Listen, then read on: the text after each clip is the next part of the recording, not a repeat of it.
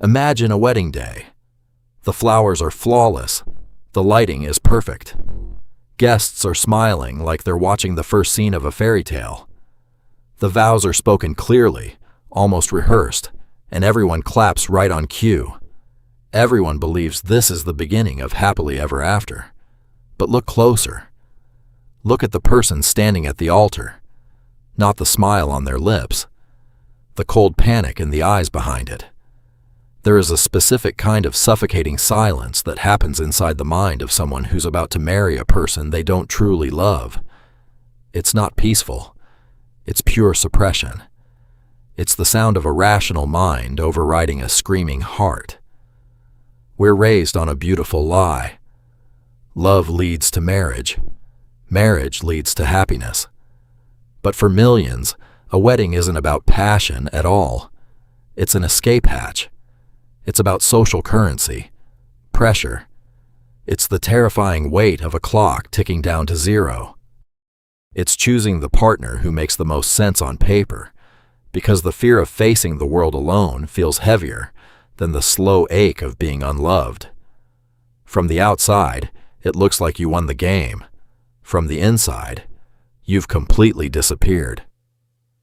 Why do smart, self-aware people do this to themselves? What happens to your psyche when you're forced to live a lie, day after day, year after year? Today, we're looking into the raw psychology of the loveless marriage, not to judge, but to uncover the invisible forces that push us into settling, and the quiet, emotional tax that follows. Because sometimes, the most painful loneliness isn't being alone. It's being married and feeling completely unseen. To understand why someone would sign away their life without love, we have to dismantle the biggest myth society ever sold us, that romance is the foundation of marriage. Historically, marriage was never an emotional milestone. It was a cold contract, a survival strategy to secure land, status, and lineage. Expecting butterflies was a modern luxury. But even today, that ancient blueprint still dictates your biology. Psychology points to a powerful, unspoken terror called anuptophobia, the agonizing dread of staying single. You don't hear that word in everyday conversation, but you've felt its weight. There's a social clock ticking loudly in the background of your youth. By 30, you should be settled. By 35, a house, kids. By 40, a life that proves you weren't left behind in the race. As those deadlines approach and your throat goes dry, panic rewrites your standards. Your brain stops optimizing for joy and starts minimizing risk.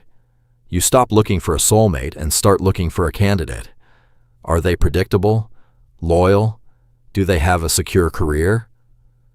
The logic becomes strictly transactional.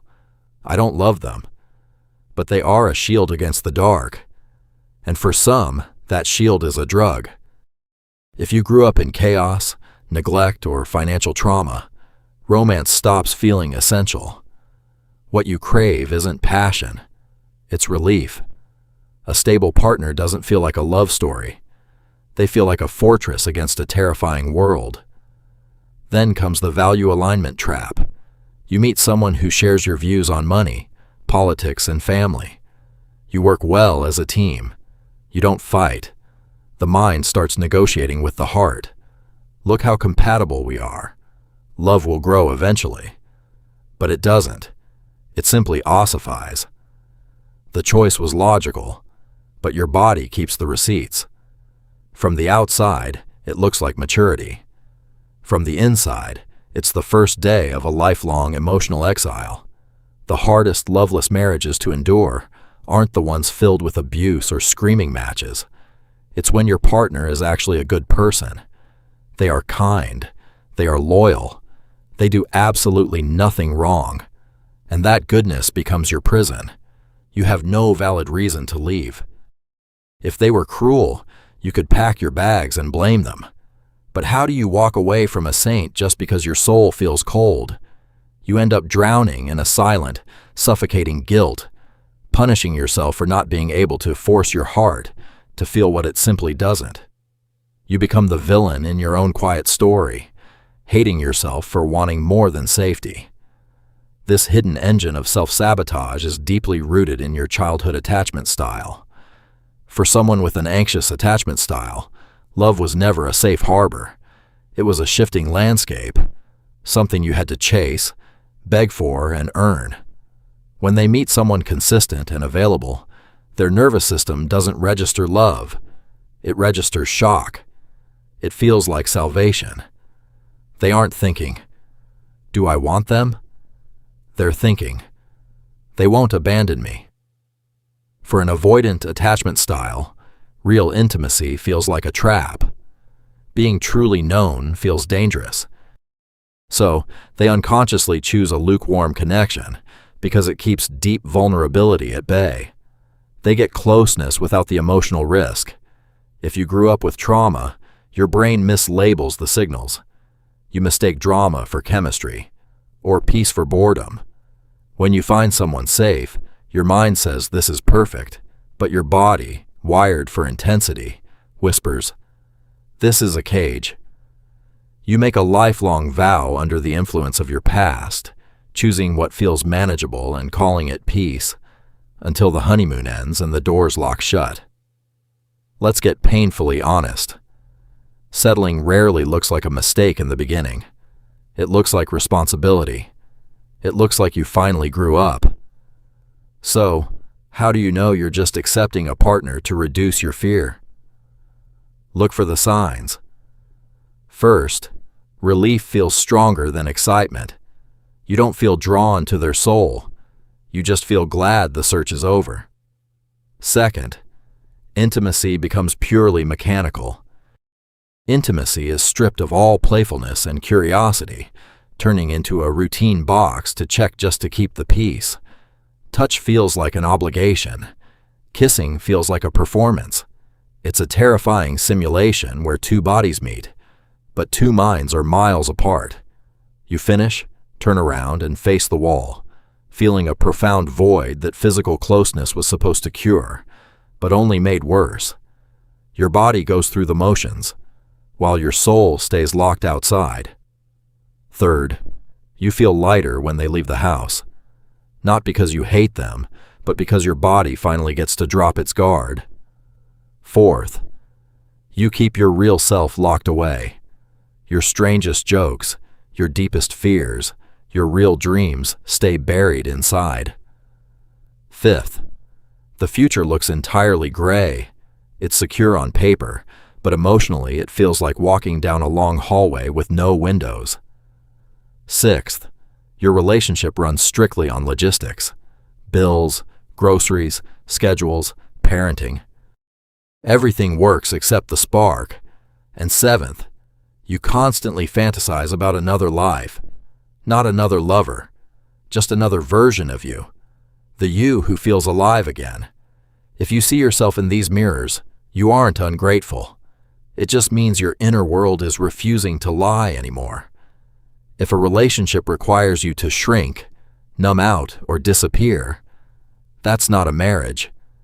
That's emotional survival. Once the wedding is over and the guests go home, reality settles in like a cold fog. For someone who married without love, the first psychological war is not with their partner. It's with their own mind. Cognitive dissonance. The acute mental agony of holding two contradictory truths at the same time. Truth A, I promise to love this person forever. Truth B, I feel absolutely nothing when they touch my hand. That contradiction creates a heavy, crushing internal pressure. Your brain, desperate for relief, starts building defenses. You rationalize. You tell yourself passion is childish, that chemistry fades anyway, that real love is just duty. For a while, the story works, but your body refuses to believe the script. The silence returns in physical forms. Tightness in the chest. Irritation over minor things. A constant, low-grade grief you can't explain. Then comes the deepest cost. The most painful loneliness isn't being alone. It's sitting next to someone and still having no one to truly reach. This is the loneliness of the unshared self. When you can't show your real thoughts because the relationship is a hollow shell, you start amputating pieces of your personality. Little by little, you shrink. Conversations become transactional. Did you pay the electric bill? Who's picking up the kids? Not hostile, just dead. You slowly watch yourself disappear. You cannot logic your way out of a marriage your nervous system doesn't feel alive in. Even if your partner is a saint, even if they love you completely, your body still registers the relationship as emotional deprivation. And starvation is stress, not loud, screaming fights, but a quiet, endless friction that wears down your spirit. When you live years without real connection, your mind adapts the only way it knows how. It shuts down the grid. Some people become chronically anxious, restless, and hypersensitive. Their sleep breaks. Their mind won't stop racing at 3 a.m. Others collapse inward. They don't feel sad enough to call it clinical depression, but they don't feel alive either. This is functional depression. You still show up, work, and smile for the family photos. But privately, you're completely exhausted for no clear reason. You lose desire. You lose curiosity. You lose color. And then the scariest part happens. You stop trusting your own intuition. You start thinking, maybe this is just what growing up feels like. But it's not. This is your body keeping score for a love you never received. When the human need to be emotionally seen goes unmet, the brain searches for a substitute. The hunger doesn't vanish just because you signed a marriage license. People cope in 3 common ways. First, indifference. You lower your expectations to 0. You stop hoping for romance or fighting for intimacy. You turn the marriage into a roommate agreement. On the outside, it looks peaceful. On the inside, you're living in emotional grayscale. Second, displacement. If you can't get love inside the house, you pour your life force somewhere else. Work becomes the addiction, or your children become the absolute center of your universe. You become the perfect parent because you desperately need someone to need you. Third, seeking. People think it's about being selfish, but often it's just about starving. The fantasy life begins. Old flames on social media, late night what-if thoughts. Emotional affairs with coworkers. One genuine conversation feels like water in a desert. Sometimes the substitutes get darker. Alcohol, compulsive shopping, secret habits. These aren't bad people. They are emotionally malnourished souls trying to feel a pulse without blowing up their lives. Why don't they just leave? From the outside, it seems simple. If you're unhappy, walk away. But psychologically, leaving a loveless marriage is the total collapse of an identity. Because once you've invested years, money, and family approval, your brain plays a brutal trick on you called the sunk cost fallacy. I've already put so much into this. I can't let it be for nothing. The longer you stay, the heavier it feels to admit the truth. Then comes the quiet, corrosive shame. The shame of feeling ungrateful. The shame of breaking vows. But the biggest trap of all is the sentence. I'm staying for the kids. You think you are protecting them? You think you are providing a stable home? But children don't just listen to your words. They breathe in the climate of your marriage. They are hyper-aware of the missing warmth. When you stay in a dead marriage, for the kids, you are accidentally teaching them that love is an endurance test. You are setting a benchmark for their future. Decades from now, your child will sit in a quiet house, trapped with someone they don't love, wondering why they settled. And the answer will be you. You pass down your emotional survival as their inheritance. You didn't save them. You just taught them how to tolerate emptiness. Eventually, every loveless marriage reaches a fork in the road. There are 3 endings. Outcome 1, the companionate marriage. Both partners accept the lack of fire and build a routine of friendship and shared goals. It's not a movie, but for some, it's enough. Outcome 2. Silent hell. This is when resentment rots into contempt. The smallest things, their breathing, the way they chew, start to trigger rage. Safety becomes a prison sentence. Outcome 3.